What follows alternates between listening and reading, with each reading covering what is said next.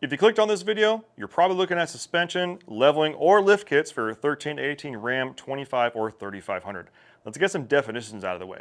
A leveling kit is typically going to be where you're going to lift the front end of the truck 1, 2, or 3 inches to make it level with the rear, hence the name leveling kit. You're basically not touching the back, but just leveling the front with the rear because it has a factory rake.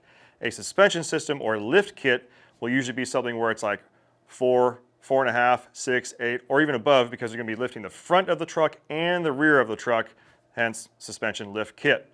Let's talk about applications real quick here. You have a Dodge Ram 2500 and 3500. The 2500s are going to have a coil spring in the rear, whereas the 3500s will have a traditional leaf spring. The front ends are still essentially the same, so just make sure you're selecting the right kit for your truck so you get the back end all figured out. Now let's dive into these leveling kits and suspension kits a little bit more here. So leveling kits typically come in kind of 2 different types of flavors. You have your spacer, which is going to be just a spacer on top of the stock spring, which pushes that axle down, brings the truck up, and gives you your leveling in there.